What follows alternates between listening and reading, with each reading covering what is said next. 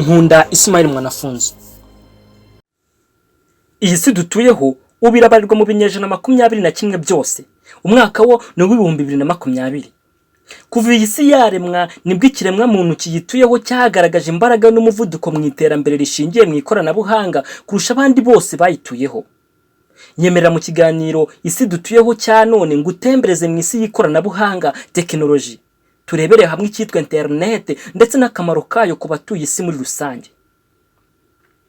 Ese urubyiruko rw'u Rwanda rwo mbaraga z'igihugu kandi zubaka vuba ndetse rukaba n'umusingi w'iterambere n'uwuhe musaruro rwabashije kubyaza internet? Iki kiganiro cyitwa isi dutuyeho ni icya Fraternité Tech dukora kuri internet. Ni ikiganiro kandi nawe ushobora kugiramo uruhare utanga igitekerezo, ikibazo, inyunganizi ndetse n'inkunga byose binyuze mu butumwa bugufi. Waba utwandikiye kuri 0788 90 27 Kamusubiramo izi nimero ni 0788 90 27 Naho nge mugiye kubana muri iki kiganiro nitwa Fraterne Frank Rugwizangoga. Mbahaye ikaze.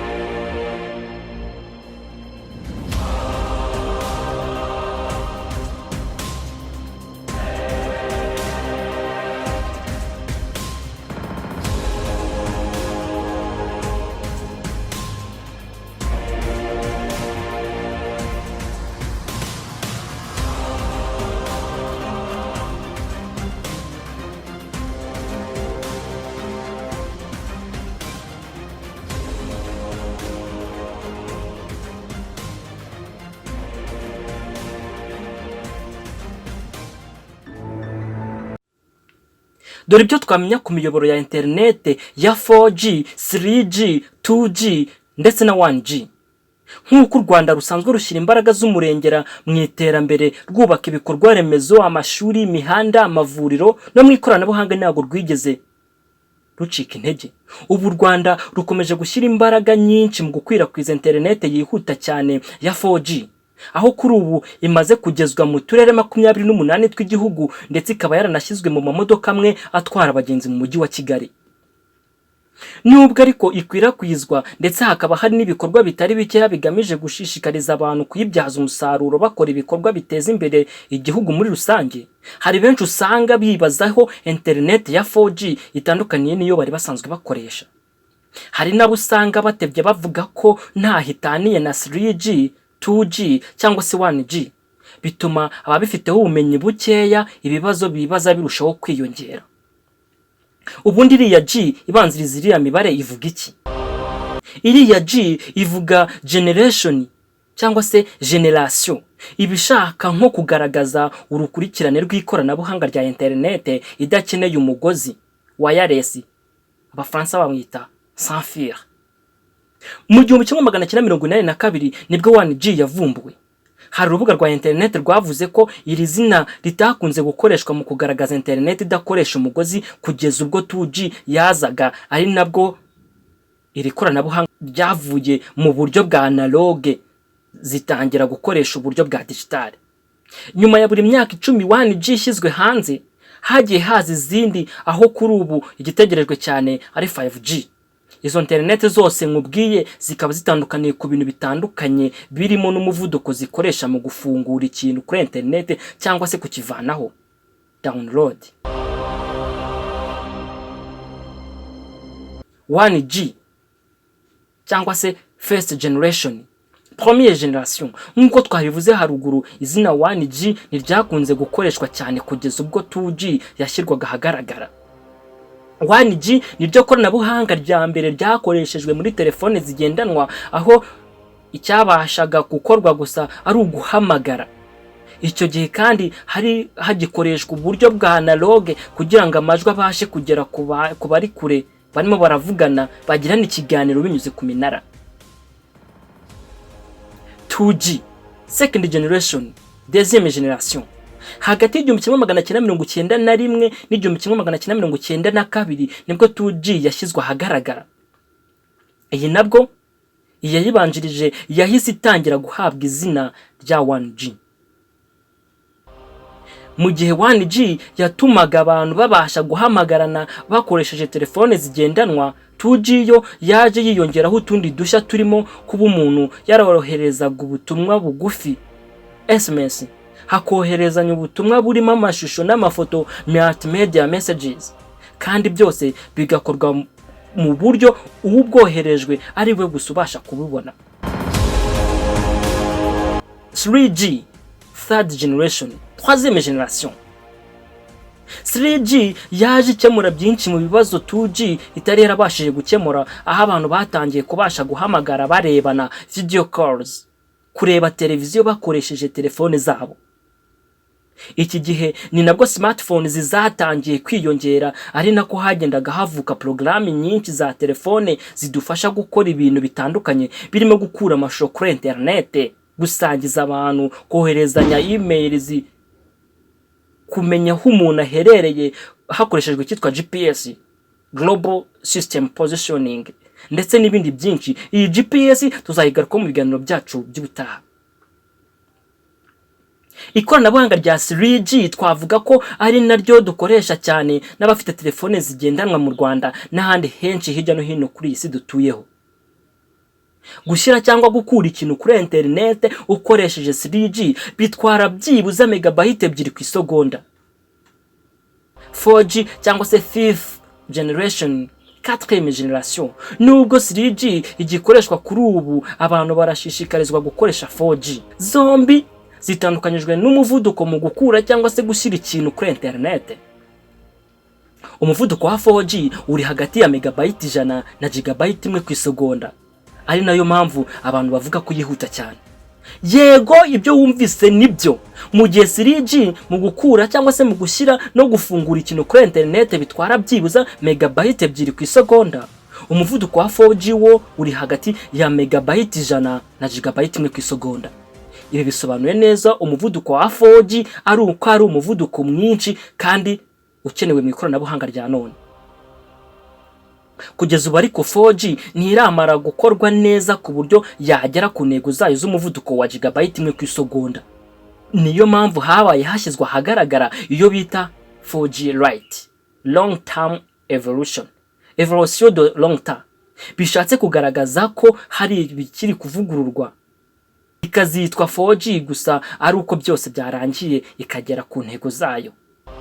Mu gihe 4G ubwayo itararangira kandi hatangiye kuvugwa ko haje 5G, fifth generation, yitezweho gukora byinshi bitandukanye nko ku muvuduko uri hagati ya gigabyte 1 ndetse na gigabyte 10 ku isegonda. Gusa nanone hari ibihugu byagiye bivuga ko byamaze kuyigeraho, ibyo ni nka Korea ya ruguru, Ubushinwa, Singapore ndetse n'Uburusiya, nubwo nta gihamya ko bayifite kirajya hagaragara neza. Ikigo mpuzamahanga cy'ikoranabuhanga mu itumanaho ITU nicyo cyemeza ko internet idakoresha umugozi yujuje ibisabwa kugira ngo ishyirwe mu cyiciro runaka. Ku rubyiruko rw'u Rwanda ni akahe kamaro ka internet? Ese ni uwuhe musaruro rukura mu gukoresha internet?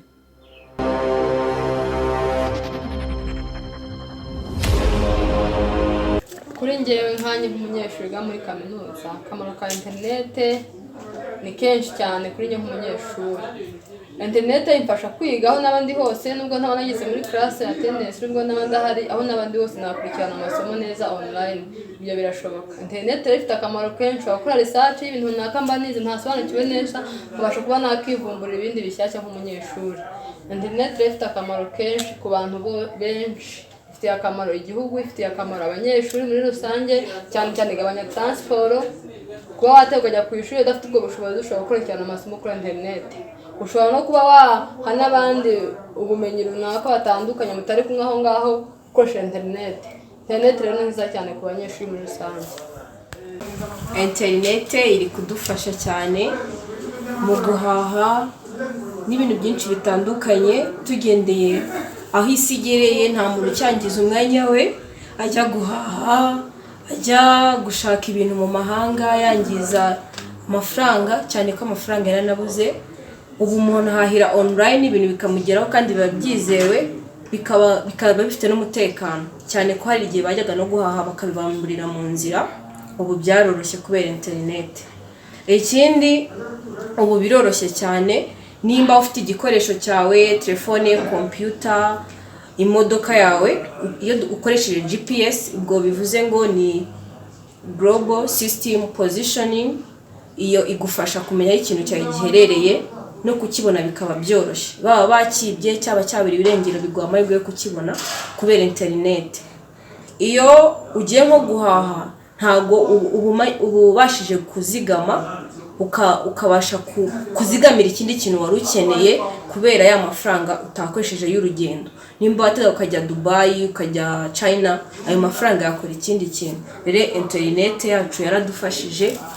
Ubwo iyo uguze ibintu bisanzwe dukoresha buri munsi, murabizi, umuriro, amashanyarazi dukoresha mu rugo, amazi, fagitire z'ibintu bitandukanye. Nkuko nabaze mbivuga, tujya guhaha hanze ibintu bifatika ariko n'ibintu dusanzwe dukoresha, airtime duhamagaza, iyo miriro byose biroroshye. Iyo wifashishije internet byose biroroha, ukaminimizinga igihe cyawe uri mu rugo uri gukora kandi kazi nabyo ukabikora. Internet ifite umumaro mwinshi.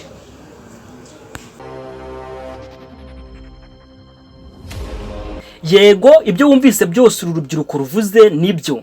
Internet yaje korohereza ikiremwa muntu imirimo ndetse no kugabanya ibyo umuntu yatakazaga ajya gushaka serivisi runaka ahantu hanyuranye.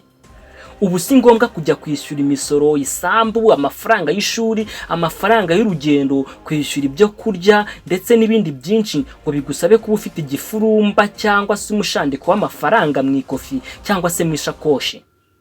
Ubu ahubwo biragusaba wowe gusa kuba ukoresha bumwe mu buryo bw'ikoranabuhanga nka mobile money, ikarita ya banki, tap and go ndetse n'ubundi buryo bwinshi bunyuranye.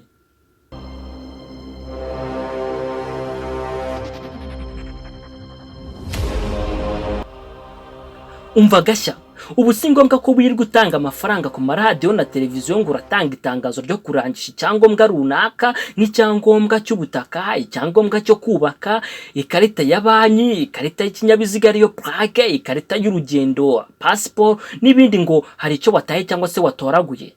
Oya rwose, tandukana no kongera kumva amakuru nk'aya.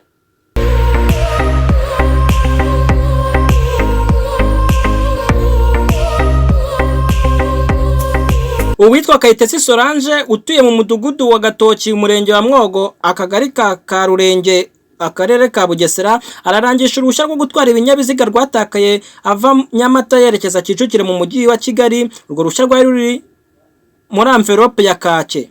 Umugiraneza waratoraguye urwo ruhushya rwo gutwara ibinyabiziga rwa kategori B yahamagara kuri nimero zikurikira: 0788902758 akazahembwa bishimishije. Byumbora Gerard utuye Kimironko ararangisha passport yatakaye mu muhanda uva Kimironko ujya mu mujyi. Ko waba yarayitoraguye yahamagara kuri nimero zikurikira: 0788902758 ubundi akazahembwa ibihembo bishimishije. Ngarambe Sylvestre utuye Cyabakambwe mu karere ka Nyaruguru ararangisha icyangombwa cy'ubutaka gifite UPI 510. Icyo cyangombwa cyatakaye muri kwasiteri yavaga mu karere ka Nyaruguru yerekera mu mujyi wa Kigali. Umugiraneza waba waratoragura icyo cyangombwa cy'ubutaka yahamagara kuri nimero za telefone zikurikira: 0788902758. Uwitwa Habimana Natanayeli ararangisha uwaba yaratoraguye icyangombwa cy'amavuko cyatakaye ava Kimisagara yerekera Nyabugogo. Ko yahamagara kuri nimero za telefone 0788902758 ubundi akazahembwa bishimishije. Ayo niyo matangazo twari dufite yo kurangisha.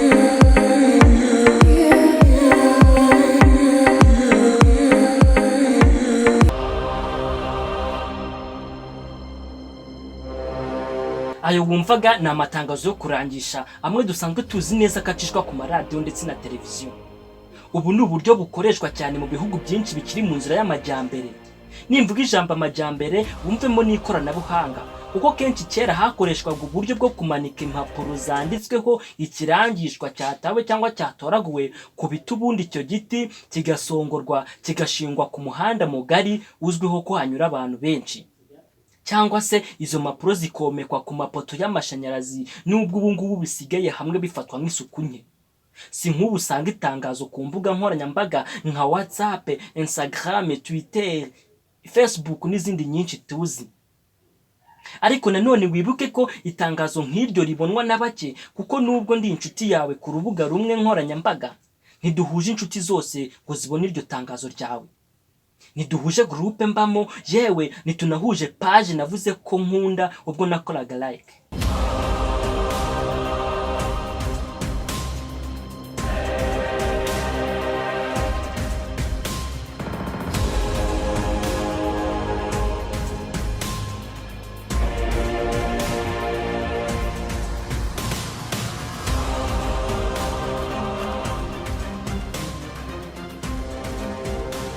Ibi bisobanuye neza ko amahirwe yo kubona icyangombwa wataye cyangwa ngo haboneke nyiri icyangombwa runaka watoraguye, ibi bifite amahirwe make cyane.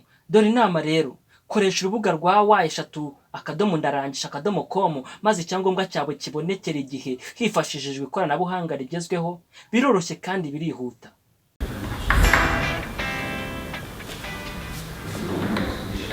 ukurikiyeho naze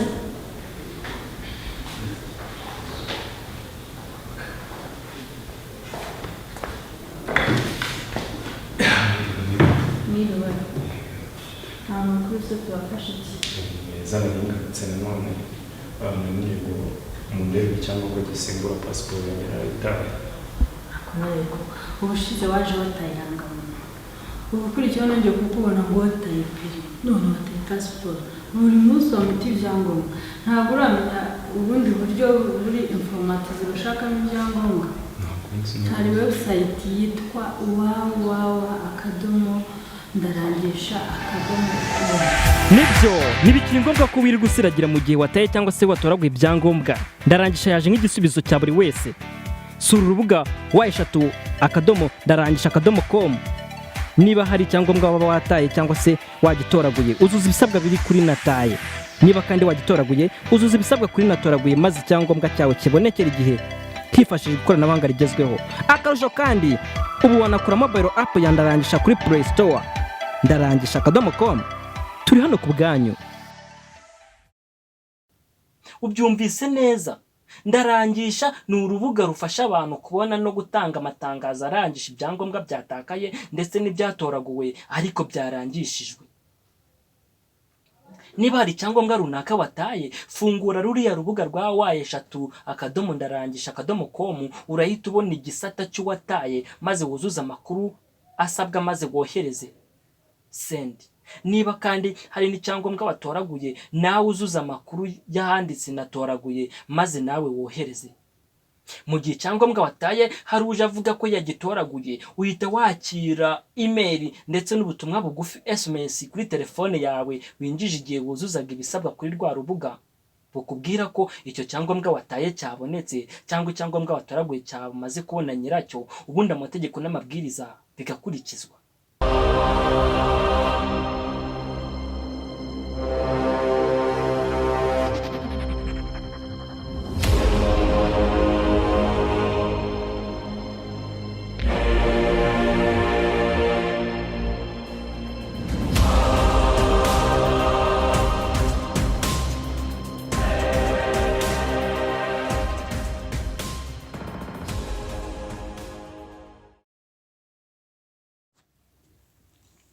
Ngo umwe mu musaruro w'ikoranabuhanga urubyiruko rw'u Rwanda rwagezeho, rengera amafaranga watangaga ujya gutanga itangazo ukoresha uburyo bugezweho.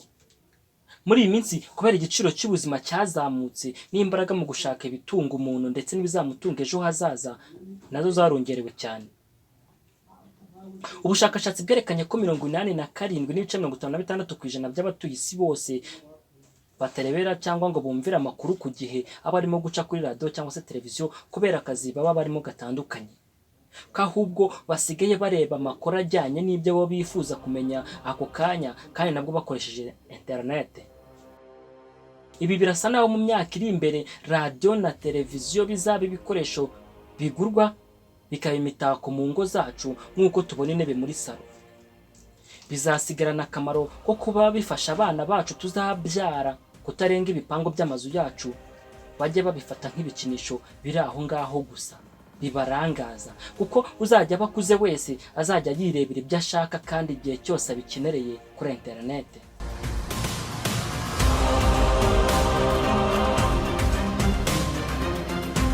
Vuba twatangira iki kiganiro kugeza kirangiye haraba hamaze gutakara ibyangombwa bingana na miliyoni 13,874 ku isi yose.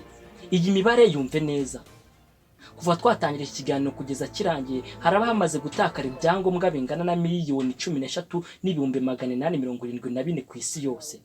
Kandi ubwo ni mu gihe leta nayo buri kwezi kumwe itakaza arenga miliyoni 3.5 z'amadolari y'abanyamerika agenda mu gukorera ibindi byangombwa abaturage baba barabibuze. Ibi ni nk'ibyangombwa by'ubutaka, ibyangombwa byo kubaka, ibyangombwa by'amavuko, indangamuntu, impushya zo gutwara ibinyabiziga, impushya z'urugendo, plaque z'ibinyabiziga, ibyemezo runaka n'ibindi byinshi. Ni mu gihe kandi ubwo hari umubare munini w'abaturage bamara kubona ibyangombwa bishya bisimbura ibyo bari barabuze, nyuma y'igihe gito bakabona na bya bindi byari byaratakaye, kuvuga umuturage agahita atunga ibyangombwa birenze kimwe. Igihombo kuri leta nacyo kikaba kiraje.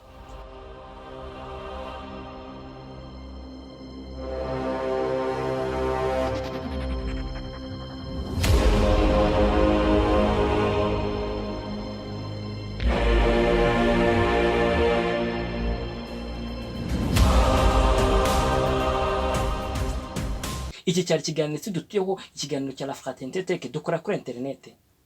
Ngiye wakibategure kandi nkaba nakibagejeho, nitwa Fraterne Frank Rugizangoga.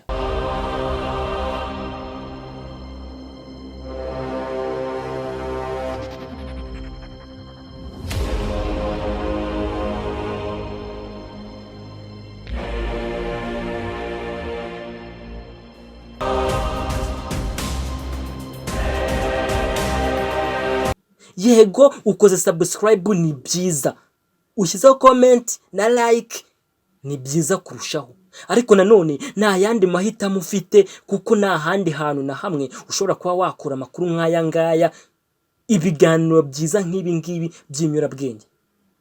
Twe ku bwacu nka DY La Fraternité Tech tugize duti turagushimiye.